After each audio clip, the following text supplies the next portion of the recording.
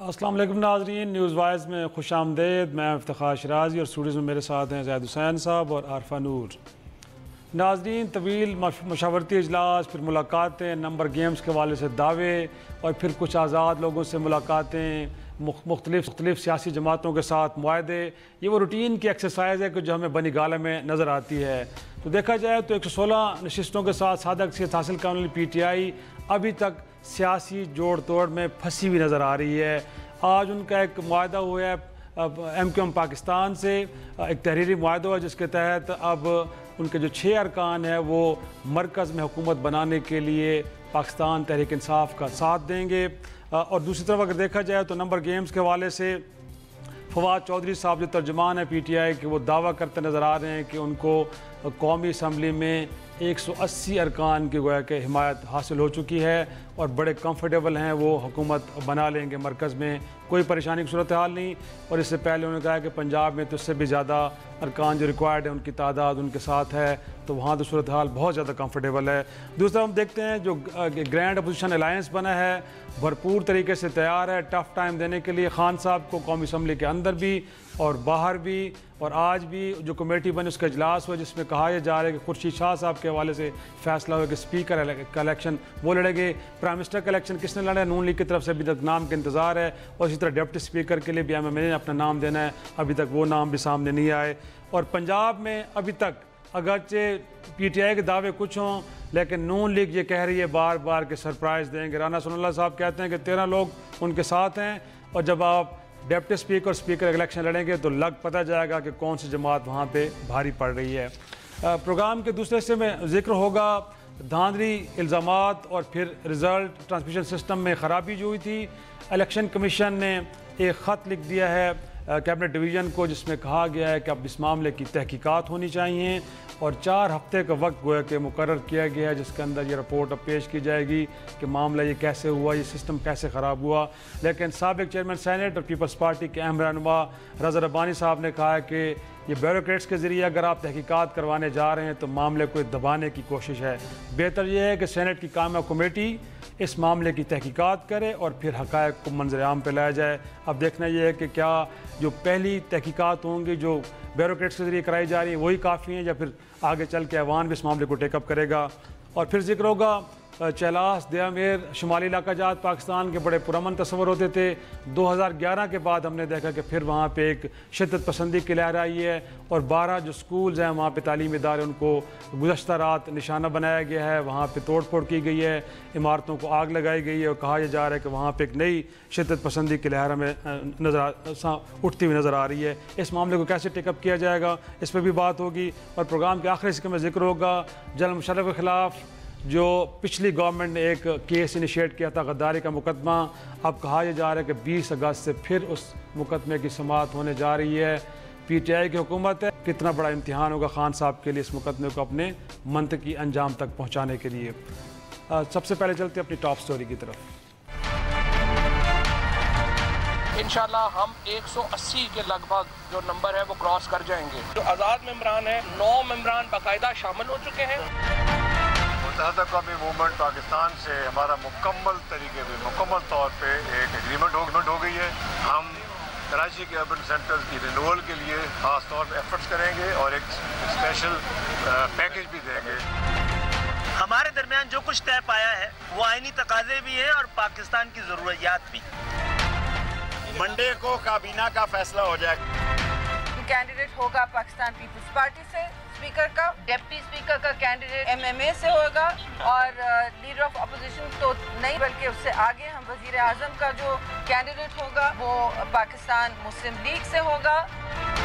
ان میں اتنا حوصلہ نہیں ہے کہ ابھی عمران خان نے حلف نہیں اٹھایا تو یہ متحدہ اپوزیشن کی شکل اختیار کر رہے ہیں۔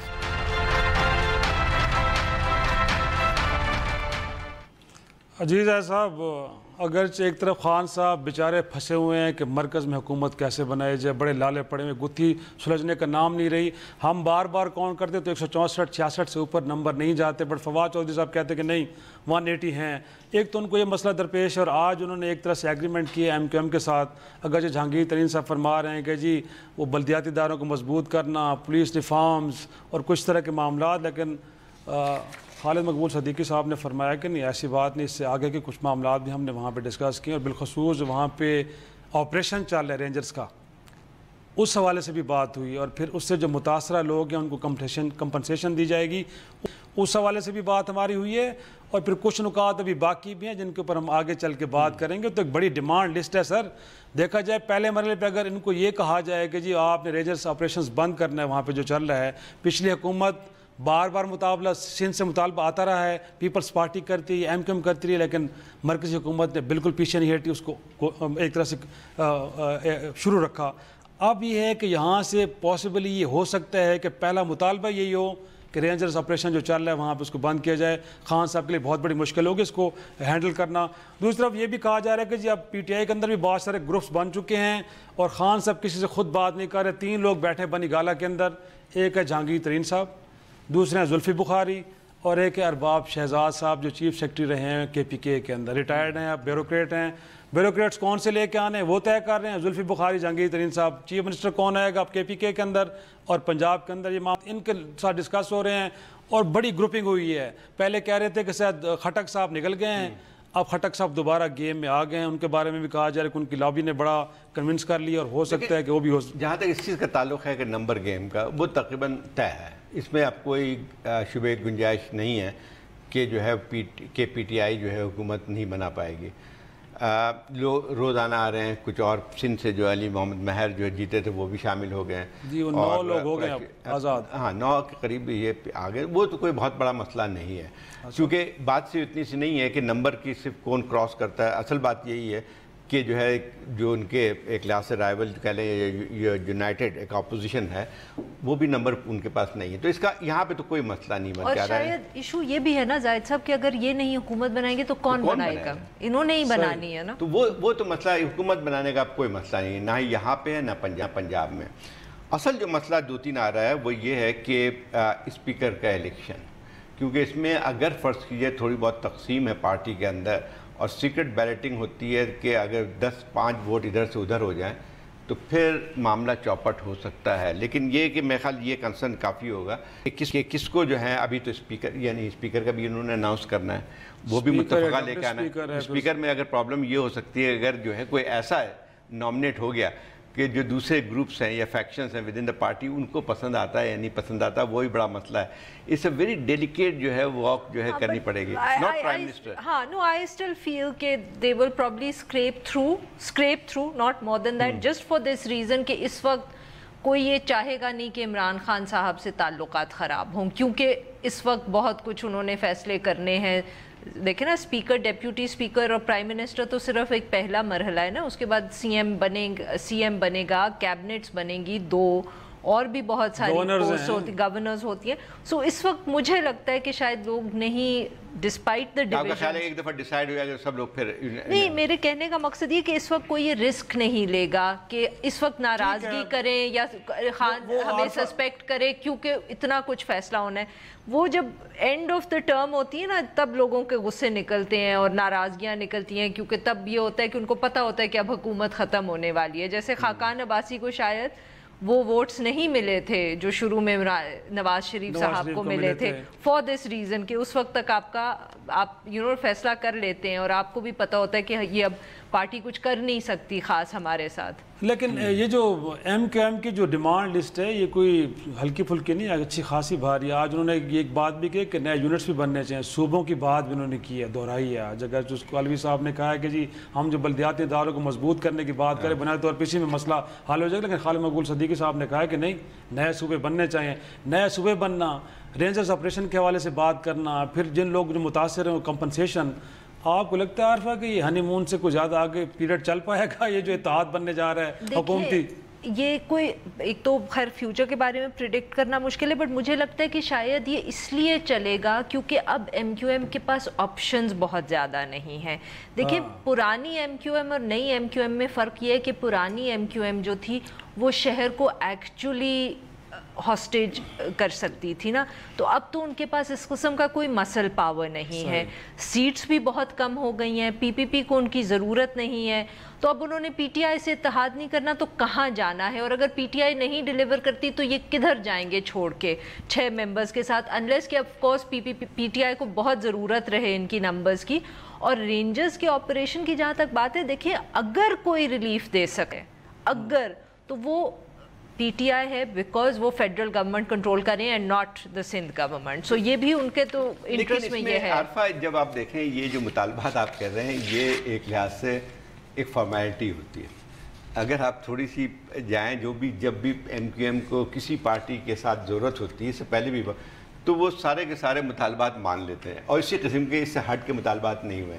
اور ہمیشہ جو ہوتا ہے کہ پیپلز پارٹی بھی جب پھر سے مذاکرات کری تھی ایک زمانے میں ان سے، تو وہ سارے مطالبات مان لیتے ہیں. اس میں کوئی وہ نہیں. ان کے لیے بھی ضروری ہے کہ جب آپ اپنے ووٹرز کو یہ بتانے جائیں گے کہ آپ نے اتحاد کیا ہے کسی بھی پارٹی کے ساتھ، تو آپ نے کن نکات پہ کیا ہے، تو یہ تمام چیزیں. اب کون سے ووٹرز بچ گئے ان کے؟ زاہد صاحب ان کو کیا کہنا ہے، انہوں نے بس چھوڑے نا. کوئی نہ کوئی لیکن آپ کو لگتا ہے کہ ثناء اللہ سرپرائز کو دے سکتے ہیں پنجاب اسمبلی میں؟ کہہ رہے ہیں بار بار کہ لوگ ان کے ساتھ کھڑے ہیں، اب ہو جائے گا. اب یہ تو جب دیکھے جب کیا تو تبھی بات ہے، اس سے پہلے میں تو اگر یہ نہ کہیں ثناء اللہ صاحب تو جو باقی پارٹی میں جو ہیں وہ تو سارے بھاگ گئے. پھر کیا کہیں؟ اچھا ایک رینجرز کے حوالے سے مجھے بات کرنی ہے. دیکھیں رینجرز کی سوری آپ بریک لینی ہے، اگر ون لائنر میں تو کہہ سکتے ہیں آپ لے لیں. یہ بریک لیتے ہیں اور بریک کے بعد دھاندلی سے جڑا جو ایک تحقیقات کا حکم دیا ہے الیکشن کمیشن نے کہ آر ٹی ایس جس کے اندر خرابی ہوئی تھی جس وجہ سے ریزلٹس بر وقت نہیں پہنچ پائے، کیا معاملہ ہوا ہے؟ تحقیقات ہونے جا رہی ہیں، کیا نتائج نکلتے ہیں؟ اس پہ بات کریں کہ چھوٹی سی بریک کے بعد.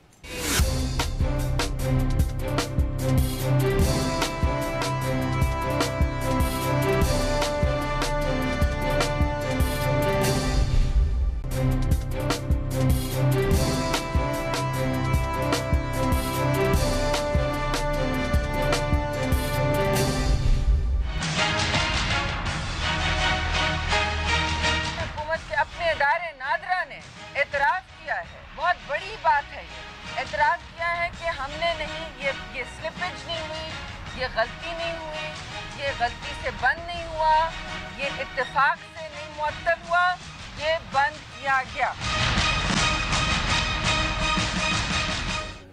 پروگرام میں ایک بار پھر خوش آمدید.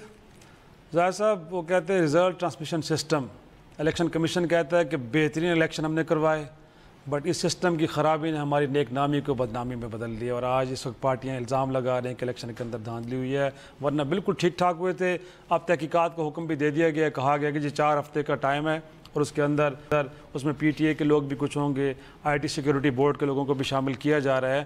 بٹ پارلیمان کے اندر موجود جماعتیں مطمئن نہیں ہیں. رضا ربانی صاحب نے خدشے کا اظہار کیا ہے کہ یہ تو معاملے کو آپ دبانے کی طرف لے جا رہے ہیں. جب بیوروکریٹس کرتے ہیں معاملہ دب جاتا ہے، پارلیمان کی طرف لے کے ہمیں دیکھنے دیں کہ کیا ہوا تھا، بجائے یہ کہ آپ خود دیکھنے پڑ گئے. ایک تو بات صاف ہے کہ یہ ایک بہت بڑا مسئلہ رہا ہے، اور اچانک جس طرح سے جو ہے یہ سسٹم پورا کولیپس کر گیا اور اس کے بعد جو بھی افراتفری مچی تھی، میں خالی اس کو الیکشن کمیشن کو پہلے صاف کرنی چاہیے تھی جو اب باتیں کر رہے ہیں. اس وقت جو ہے کیونکہ ایک اس کی وجہ سے جو بھی اگر فرض کیے جو ہوا بھی نہیں ہے اگر، لیکن لوگوں کے تو شکوک و شبہات بڑھے ہیں کہ یہ کیوں ہوا.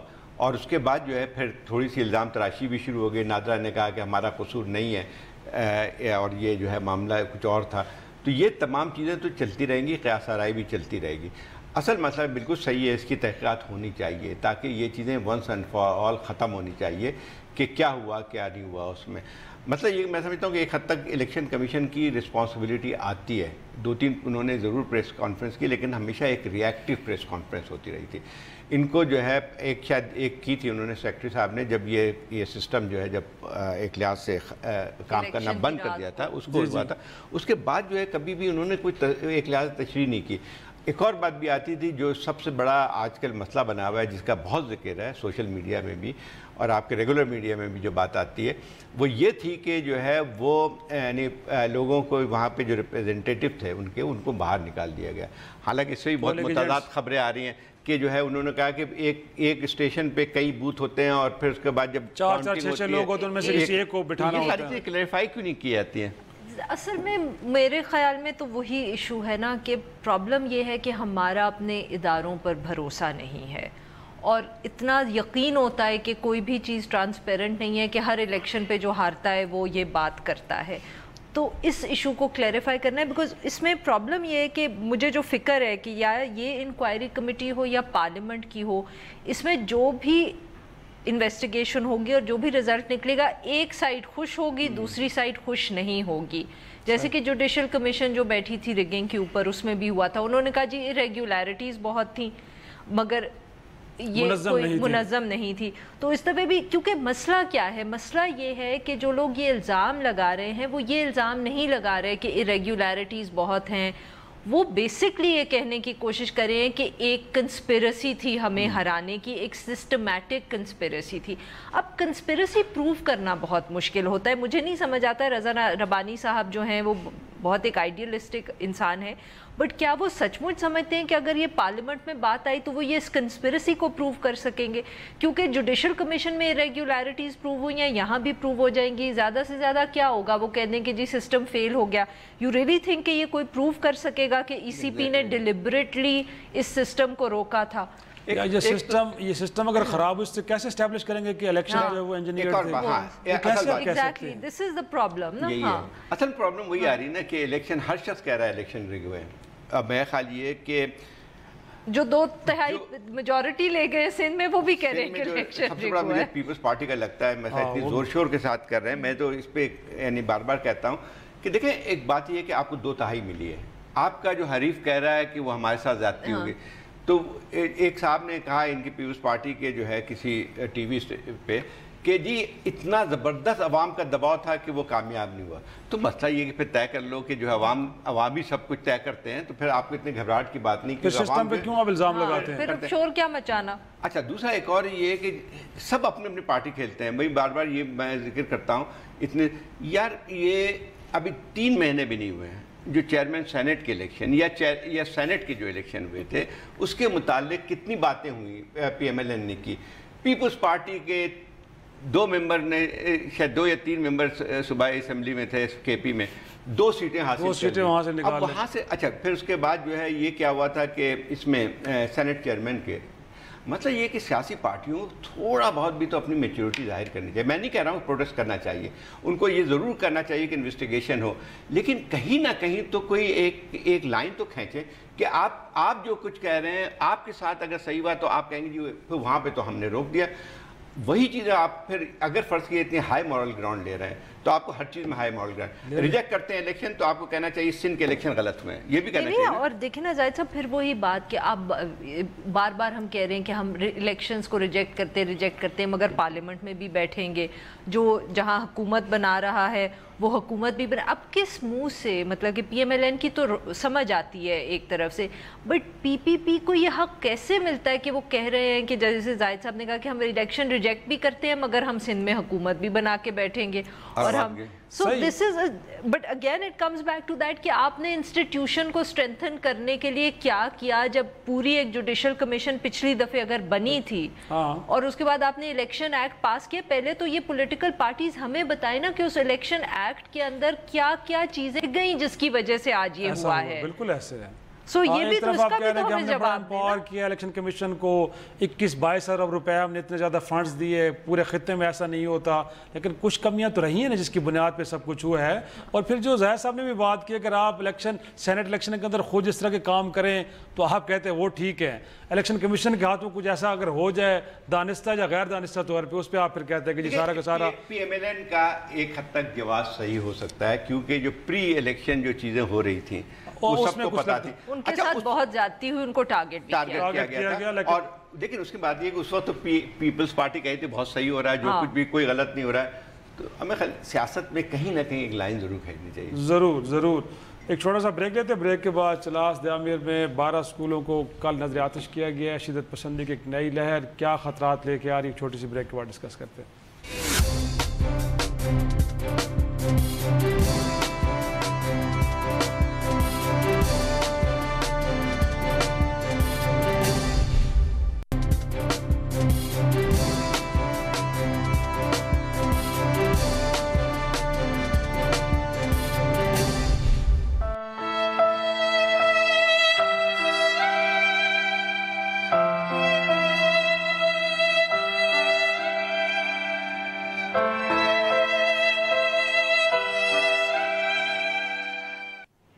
پروگرام میں ایک بار پھر خوش آمدید. ریاست شمالی کا جات کسی زمانے میں بڑے پرامن تصور ہوا کرتے تھے, لیکن ہم دیکھتے ہیں کہ پچھلی ایک دہائی میں وہاں پہ صورتحال بدلی ہے. فرقہ وارانہ تنظیمیں بھی نظر آئی ہیں, وہاں پہ فسادات بھی ہوئے ہیں. اور اب رات یہ جو ایک واقعہ ہوا جس کے اندر 12 سے 14 اسکولوں کو وہاں پہ توڑ پھوڑ بھی کی گئی, جلا دیا گیا. یہ ٹرینڈ ہمیں سوات میں نظر آیا تھا. آپ کو یاد ہوگا جب سوات میں ملا فضل اللہ اور باقی لوگوں نے جب وہاں پہ دہشت گردی کی کاروائیاں شروع کی تو اسکولوں کو بھی ٹارگٹ کیا گیا تھا. بس اس علاقے میں فرقہ وارانہ فسادات تو ضرور ہوئے ہیں, لیکن یہ چیزیں پہلی بار نظر آئی ہیں. اگرچہ لوگوں نے رسپونڈ کیا, اس کو کہا گیا کہ شاید دیامیر بادشاہ ڈیم اور سی پیک کے خلاف یہ سازش ہے, اور کچھ باہر سے لوگ کسی کو خیر اب سازش ہم تو ہر چیز کو کہہ دیتے ہیں, اصل مسئلے کو دیکھتے نہیں. اصل چیز یہی ہے کہ جیسے آپ نے کہا, صحیح کہا ہے کہ یہاں پہ یہ انتہا پسند تنظیمیں بہت عرصے سے متحرک تھیں. اب وہ یقینی طور پہ اس کا جو ہے زیادہ تر سیکٹیرین آرگنائزیشن تھی, اور وہاں پہ اچھا خاصے فسادات بھی ہوتے رہے. اور تو وہی ہے کہ جب سیکٹرین آرگنائزیشن کی ہم بات کرتے ہیں تو وہ ان کا درمیان, اور جو دوسری ہم ملیٹنٹ آرگنائزیشن یا تحریک طالبان پاکستان متعلق کہتے ہیں, تو ان کے نظریات میں کوئی فرق نہیں ہے, بلکہ ایک دوسرے کے ساتھ دیتے رہیں. اور آپ کو یاد ہوگا چند سال پہلے یہاں پہ ایک واقعہ ہوا تھا جس میں کوئی غیر ملکی کوئی پیما تھے جن کے جو ہے ان پہ اٹیک ہوا تھا, اور وہ اسی علاقے سے تھوڑا سا ہوا تھا. تو یہ علاقے تو ہیں بنے ہوئے, لیکن یہ بات آپ کی صحیح ہے کہ یہ پہلا اس قسم کا واقعہ ہے کہ جو ہے اسکولوں پہ حملہ کیا گیا یا ان کو جلایا گیا, لڑکیوں کو خاص طور پہ. تو ہمیشہ جو ہے انتہا پسند تنظیموں کا نشانہ جو ہے اسی قسم کی چیزیں ہوتی ہیں. ایک دو مقاصد ہوتے ہیں اس کے, ایک تو یہ کہ نظریاتی طور پہ ان کا ایک ہے سوچ کہ لڑکیوں کو تعلیم نہیں دینی چاہیے, تو ایک تو بنیادی طور پہ یہ ہوتا ہے. لیکن دوسری بات یہ کہ اس قسم کی کارروائی کر کے وہ اپنے آپ کو نمایاں بھی کرتے ہیں, ایک کہ اس کی ایک پبلسٹی ویلیو بھی ہوتی ہے کہ آپ نہیں کیا, لیکن ابھی تک کسی نے نہیں لیا اس نے کلیم کسی نے نہیں کیا. وڈ یو لنک, کیا ہم کہہ سکتے ہیں کہ جو الیکشن سے پہلے 2-3 بہت بڑے واقعات ہوئے تھے کافی عرصے کے بعد, کہ یہ شاید اس کی ہی ایک کڑی ہے, یا اس کو ہم کہہ رہے ہیں کہ یہ بالکل مختلف ہے؟ میں اس لیے یہ سوال اٹھا رہی ہوں کیونکہ ہم الیکشنز کے دوران obviously ایک دم اٹیکس ہوئے اور we were all taken by surprise. Khyber Pakhtunkhwa میں 1-2 ہوئے, اور اس کے اوپر ہم نے یہی بات کی کہ کیونکہ الیکشنز ہو رہے ہیں آج کل, تو ویسے بھی جو سیاستدان ہیں ان کی سیکیورٹی کم ہو جاتی ہے, وہ بیکاز بہت زیادہ ایکسیسیبل ہو جاتے ہیں, تو شاید اٹیکس کرنا آسان ہو جاتا ہے. میرے خیال اس میں اس کا براہ راست تعلق نہیں ہے. ایک تو جیسے وہ علاقہ جو ہے وہ وہاں پہ الیکشن کی کوئی سرگرمیاں نہیں تھی, ایک تو یہ بات ہوئی. دوسری بات یہ تھی کہ یہ جس نے بھی کیا ہے وہ بہت ہی معمولی چھوٹے 2-4 لوگ ہوں گے, کیونکہ اس قسم کی ہوتے ہیں رات کے اندھیرے میں آگ لگا کے چلے گئے ہیں, وہ بھی نہیں. میرا پوائنٹ صرف اس طرح تھا کہ وہ جو ایک سیکیورٹی سچویشن بنی تھی الیکشنز میں, کہ شاید اس وقت سیکیورٹی پہ there were other things happening in the country, اتنا فوکس نہیں رہا سیکیورٹی پہ. ہم نے کچھ اس قسم کی لوگوں نے باتیں کی کہ وہ واقعات ہو گئے, تو کیا یہ اس کی کڑی ہے in that sense کہ we are saying کہ سیکیورٹی میں شاید کوئی لوپ ہولز رہ گئے ہیں؟ نہیں ہے. ایک تو وہی بات جیسے پہلے کی کہ وہاں پہ سیکیورٹی کا اس لیے اثر نہیں پڑا کہ وہ اس علاقے میں تو الیکشن کا کوئی تھا ہی نہیں. دوسری بات وہی پھر تھوڑی سی ایک بات میں کہتا ہوں, جس قسم کا حملہ بھی ہوا ہے تو اس کی کیپیسٹی بہت بڑی نظر نہیں آتی ہے. یہ تو رات کو چلتے ہوئے جو ہے آپ نے اسکولوں میں آگ لگا دی یا اس قسم کے دھماکے کر دیے, تو وہ کوئی مگر اس سے 12-14 اسکول سر, اس کا مطلب 12-14 دیہات ہے جہاں پہ وہ لوگ گئے ہیں. پر میری جہاں پہ کچھ صحافیوں سے بات ہوئی, انہوں نے کہا کہ یقینی طور پہ مقامی لوگوں نے دیکھا ضرور ہوگا, لیکن اگین اگر مسلح لوگ ہوں گے, آرگنائز لوگ کے آئے ہوں گے, اس سے سر یہ بھی ایک تاثر تو ملتا ہے نا کہ وہاں پہ ان کے سلیپر سیلز موجود ہیں جن کو مکمل طور پہ ڈسمینٹل نہیں کیا گیا. ان کا نیٹ ورک وہاں پہ موجود ہے, جو کچھ بھی چاہیں کرنا کر سکتے ہیں. اگر 14 اسکولوں کو انہوں نے جلایا تو کل کو وہاں پہ کہتے ہیں کہ وہاں پہ تو ویپن لے کے بھی لوگ کھلے عام پھرتے ہیں. تو میرے خیال میں آگے چل کے خدا نہ خاصہ کچھ سے بڑی وارداتیں بھی ہو سکتی ہیں. میں کہہ رہا ہوں اس سے بہت بڑے واقعات اس علاقے میں ہو چکے ہیں. جی وہ تو پہلے ماضی میں ہم ضرور, اب وہی بات آتی ہے, وہی بات ایڈریس بھی کیا گیا, ایڈریس بھی کیا گیا. لیکن اس سے ایک اور بات بھی آتی ہے کہ اس قسم کی کارروائی جو ہوتی ہے نا, جس کو کہتے ہیں موبائل گوریلا جو ہے اس ٹائپ کے, وہ بھی بہت ساری چیزیں ہو جاتی ہیں. تو میرا خیال یہ کہ جو آپ کی بات صحیح ہو سکتی ہے کہ اس کو لوگوں نے دیکھا ہوگا، لیکن شاید اگر دیکھا ہوگا تو کم از کم تھوڑی سی جو ہے وہ لیکن ایک اور بات سے تحقیقات سے اور بات ثابت آئے گی، کیونکہ وہاں پہ جو ایک سیکٹرین جو ہے اس کا بھی کافی عمل دخل رہتا ہے کہ کس علاقے میں یہ اسکول جلایا گیا، وہ بھی بہت اہم چیز ہے۔ اور شاید پھر I think we'll have to wait and see, کیونکہ ایک تو یہ دیکھنا پڑے گا کہ اس کی کوئی رسپانسبلٹی کلیم کرتا ہے کہ نہیں ایک آدھ دن کے بعد بھی، دوسرا یہ کہ ایسے واقعات دہرائے جاتے ہیں کہ نہیں، کہ یہ ون آف ہے کہ بیکاز سوات میں تو دیکھیں یہ جب شروع ہوئے تھے تو تب تک ملیٹنسی وہاں پہنچ چکی تھی، اور مطلب کہ بائی پروڈکٹ تھا جو اسکولز کے اوپر اٹیکس تھے آرگنائز تھا، but it was a by product, یہ نہیں تھا کہ پہلے اسکولز پہ اٹیک ہوئے اور اس کے بعد ہمیں پتہ چلا کہ طالبان وہاں آئے، وہاں ذرا وہ فرق تھا، ڈیفرنٹ تھا۔ لیکن جو بھی ہے مطلب یہ بہت یعنی تشویش والی بات ضرور ہے، اس کو جو ہے اس کے خلاف کارروائی ضرور ہونی چاہیے۔ ایک چھوٹا سا بریک لیتے اور بریک کے بعد 20 اگست غداری کا مقدمہ جنرل مشرف کے خلاف پھر سے شروع ہونے جا رہا ہے، خان صاحب کے لیے کتنا بڑا امتحان ثابت ہو سکتا ہے۔ ایک بریک لیتے ہیں۔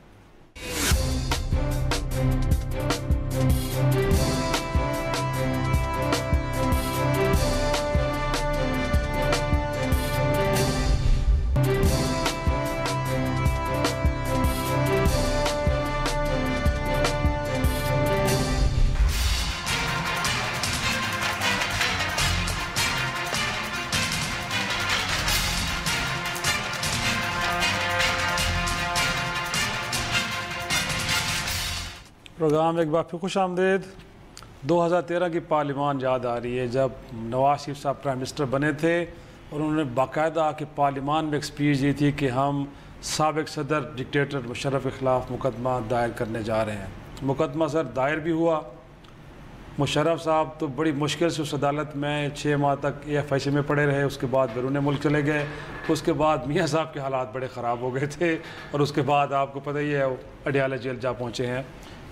20 اگست کو یہ مقدمہ پھر شروع ہونے جا رہا ہے، اب کی بار خان صاحب اقتدار میں ہوں گے۔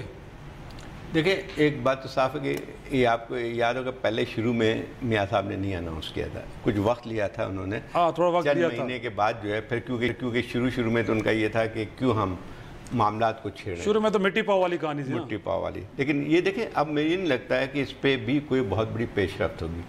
ایک تو یہ ضرور ہے کہ جو بھی پاور میں ہوگا اس کو اس کے خلاف یہ بات اس کے متعلق یہ بات آئے گی کہ آپ اس کو حتمی اس میں نتیجے پہنچائیں مقدمے۔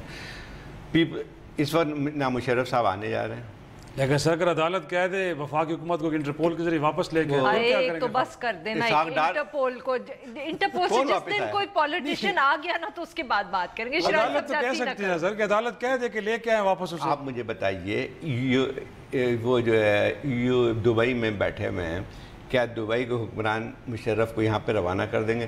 دیکھیں یہ ساری چیزیں ہیں، کوئی بھی پولیٹیکل یا اسحاق ڈار واپس آ گئے ہیں، ان کو بھی یہ الطاف حسین کے بھی ریڈ وارنٹ نکلے تھے، وہ واپس آ گئے ہیں کیا؟ نہیں، کبھی بھی کسی بھی جو پولیٹیشین ہوتا ہے اس کے لیے Interpol is not going to make any efforts, let's be very clear. وہ گینگ وار کے اس کو تو واپس کر دیا تھا نا، وہ کرمنل تھا۔ دیکھیں اب آپ ذاتی نہ کریں نا، آپ سیاستدان کو اور عزیر بلوچ کو ایک اس میں تو نہ کھڑا کریں نا۔ تو یہ بھی سنگین ہے، اس میں تو سنگین ضرور ہے، مگر یہ سیاستدان ہے اور ہمیں سیاستدان کو اور ایک آئی تھنک کرمنل کو کمپیئر۔ اب جیسے ویسے تو امریکہ سے وہ بھی آگے تھے، بینک آف پنجاب کا جو رمیش خان، وہ تو سارے کرمنل تھے، اور آپ نے اس کے اوپر کیس بھی بنایا ہوا تھا، اس پہ کورٹ کی جو ہے بلکہ بعض چیزوں پہ تو اس کے فیصلے بھی آ گئے تھے، یعنی کوئی بھی نہیں آ سکتا۔ اب کیا مطلب کتنے سے ریڈ وارنٹ اس وقت؟ حسن شریف، نواز شریف، حسین حقانی کا بھی، اچھا اس کے بعد جو ہے یہ آپ کے اسحاق ڈار جو کہ لندن کی سڑکوں میں گھوم رہے ہیں۔ اب نہیں، یہ تو خیر کہنے کی بات ہے۔ ویسے بھی اب اس کے اندر ایشو یہ، کیونکہ اب آپ نے بات کری دی کہ دیکھیں نواز شریف صاحب کے لیے مشرف کا ٹرائل ایک ذاتی ایشو تھا، جبکہ آئی ڈونٹ تھنک کہ عمران خان صاحب کے لیے یہ کسی قسم کا ذاتی ایشو ہوگا۔ I mean that's the basic، let the court take، جو بھی کورٹ کرے گا۔ ابھی تو پہلے وہ حکومت بنانے میں مصروف ہے، انہوں نے تو اس کے لیے پروسیکیوٹر بھی، حکومت بنے گی تو اس کے بعد وہ کریں گے نا۔ تو یو تھنک کہ 20 اگست تک حکومت بن چکی ہوگی اور وہ پروسیکیوٹر بھی بنا دیں گے، یہ تو بھی اس کو بھی تھوڑا وقت لگے گا نا۔ لیکن یہ تو کم از کم آپ کہہ رہی ہیں کہ ان کا اس میں ذاتی اناد نہیں ہے تو ان پہ پریشر تو بڑا کم ہوگا نا۔ وہ تاثر تو نہیں آئے گا کہ کہیں ان کے ساتھ زیادتی ہوئی تھی تو بدلہ لینے جا رہے ہیں. اب خان صاحب کو تو میرے خیال میں اس معاملے پہ آ کے بڑھ سکتے ہیں کہ ہاں اگر عدالتیں کچھ احکامات جاری کرتے تو ان کی تعمیل بھی کی جا سکتی ہے. نا کہ نواز شریف صاحب کے لیے یہ ذاتی ایشو تھا تو شاید انہوں نے ہو سکتا ہے کہ اس کو پش کیا ہو یا ٹیک اپ کیا, بٹ عمران خان صاحب کا اس میں کوئی انٹرسٹ نہیں ہوگا. لیکن مشرف کا جرم آپ کو خیال میں وہ کوئی جرم نہیں ہے, وہ بس جرم ہے مشرف کا نہیں, but I would like to correct ان سے مشرف کا جو جرم تھا نا وہ 99 تھا, وہ ایمرجنسی نہیں تھی. جو چیز رول بیک ہو گئی ہے اس کے اوپر ہم ٹرائل کیوں کریں؟ اگر ہمیں سیریس ہوتے نواز شریف صاحب بھی اور پی ایم ایل این بھی, میرا یہ ذاتی خیال ہے, تو پھر let start with the original sin نا. اور سب سے پہلے مل گیا تھا نہیں, یہ تو کوئی بات نہیں نا کہ جو چیز رول بیک ہو گئی اس کو آپ کریں اور جو اصل جو جرم تھا اس کے اوپر آپ ٹرائی نہیں کریں, یہ کیا بات ہے؟ لیکن میں ایک اور بات بھی کہہ رہا ہوں, دیکھیں یہ سیاسی ہر بات استعمال ہوگا, سب کو پتہ ہے. پیپلز پارٹی بھی کرے گی, لیکن پیپلز پارٹی جو ہے وہ کبھی کسی نے نہیں کہا کہ گارڈ آف آنر بھی ملا تھا ان کو, اور وہ 6 مہینے تک. آج آپ کو پی پی پی پہ کچھ زیادہ ہی غصہ آیا ہوا ہے. لگتا ہے کہ اپوزیشن کی طرف سے نا یہ ساری چیزیں جو آئیں گی ہر پارٹی کی طرف سے آئیں گی, تو میں کہہ رہا ہوں ہر ایک کا اپنا اپنا انٹرسٹ بھی بن کے آتا ہے. پی ایم ایل این نے جو بھی ان کو اجازت کس نے دی؟ بغیر ای سی ایل کے ہٹائے جانے پہ تو کوئی جا نہیں سکتے تھے نا مشرف صاحب, اتنی زیادہ طاقت تھی.